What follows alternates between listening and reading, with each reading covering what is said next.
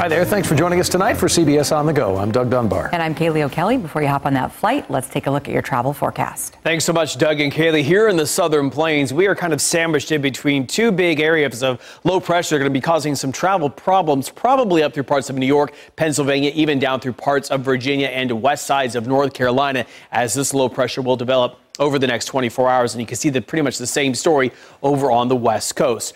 The snow continuing to fall in the higher elevations right now of California, even through parts of the Pacific Northwest into parts of Idaho. And then this area of low pressure is continuing to pull its way through parts of the Ohio Valley. And on that northwest side of that, seeing the snow falling. So that's why there are going to be the potential maybe some cancellations and or delays because of that. And then the second area of low pressure continues to push its way inland in the Pacific Northwest. Here through parts of the Lone Star State, a pretty nice end to our work week. If you're heading down to Austin, maybe for an extended weekend, 69 on Friday, by Sunday 77 with some storms back into the forecast. Houston, temperatures remaining in the 70s. Traveling to New Orleans instead, temperatures are going to be great this weekend. A lot of sunshine, low to mid 70s. So that may be a nice weekend trip for you. Atlanta, a little bit cooler. Temperatures are going to be in the low to the mid 60s, but still plenty of sunshine's on the way. In Miami, great beach days on Saturday and Sunday. After some rain around tomorrow, you'll see sunny skies and temperatures in the upper 70s. In Charlotte, seeing lots of sunshine the next few days. Temperatures remaining in the low 60s. Washington, D.C., after that area of low pressure works its way on out of there. A morning rain gives way to some windy conditions, and then we'll see about 52 degrees on Sunday. If you're going to be traveling to Philadelphia instead, I'm apparently going through puberty as well, but 49 degrees on Sunday with partly cloudy skies. And then what's going to happen in New York? 48 on Saturday, Sunday 47 with partly cloudy skies on the way. All right, Chicago, lots of sunshine, temperatures in the 40s to the low 50s. If you're going to be headed to Denver instead, mid 60s to then the mid 50s by Sunday. In Phoenix, great weather, lots of sunshine. Mid 70s holding on for you. And in Las Vegas, temperatures are going to be in the low 60s on Saturday as this next low pressure is getting a little bit closer to you. Rain around possibly for you. Sunday, I expect 58 and sunny skies. In Los Angeles, that cool air still sticks around with the rain remaining in the forecast, upper 50s to the low 60s.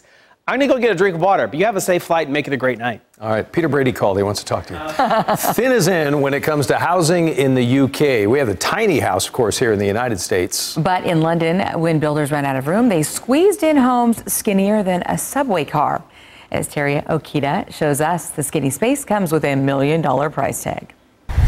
In this fashionable London neighborhood, it's slim pickings for home buyers interested in this cleverly designed property. So it's been officially measured as 7 foot and 7 inches wide. This remodeled 4-bedroom, 2-bath slim house, aptly named for its slender build and skinny staircase, optimizes small storage spaces and skylights over 3 floors to make it feel bigger. Particularly in London, we see this with architects coming up with all weird and wonderful designs, and they have done for a very long time, and you can see that even all the way back to Victorian times. That's when this skinny house was originally built.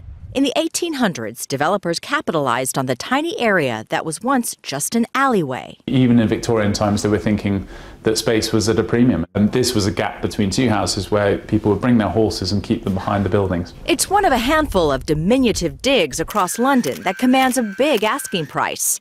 Other narrow homes, dating back nearly 200 years, have squeezed buyers for as much as $1.7 million. So it's 7.5 feet from end to end, roughly.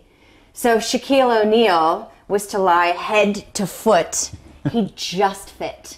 Exactly, with a tiny little bit to spare. That would be it. For $1.4 million, you too can have this little slice of home sweet home. Terry Okita, CBS News, London. Just so you know, the slim house has a total of 1,055 square feet, $1.4 million, about $1,300 a square foot. My goodness. How you like that? Nope, not at all. Researchers are working hard, though, to find a universal flu vaccine. That would be a good thing, right? It means one you would only have to get once. It would last a lifetime. Dr. Tara Narula takes us inside the lab to show us just how close the goal is to becoming a reality.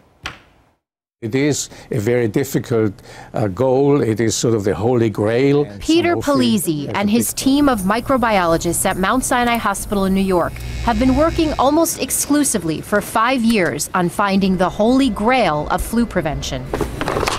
And they believe they're close. It is right now in phase 1. People are being, as we speak, being vaccinated with this vaccine, and that is the first step in getting it approved. How long do you think before we see phase 2 or phase 3? I think it should be faster than 10 years. 10 years may seem like a long time, but it takes understanding why the flu is unique compared to other viruses, like measles or mumps. The virus is changing constantly, which is why we have to get a new vaccine every year. But there are parts of the virus which are staying constant. Think of the influenza virus as coated with little mushrooms, each with a head and a stem. The current vaccines only target the head, but that's the part that easily changes or mutates into different strains, making vaccine effectiveness challenging. But scientists discovered that the stem remains relatively the same. Therein lies the holy grail: target the unchanging part. Because here, unfortunately, it is worse than what we have seen over the last 10 years almost. Clearly, this is more motivation, and we really want to try to find something which eliminates this disease. Well, the severity of this flu season has given a new urgency to finding a one-and-done flu shot, but federal funding tends to be the remaining issue here. Some researchers believe with more money, a universal flu vaccine could be done in less than 5 years. A little hope there. We do want to thank you for joining us for CBS On The Go. We'll see you right back here in less than 1 hour.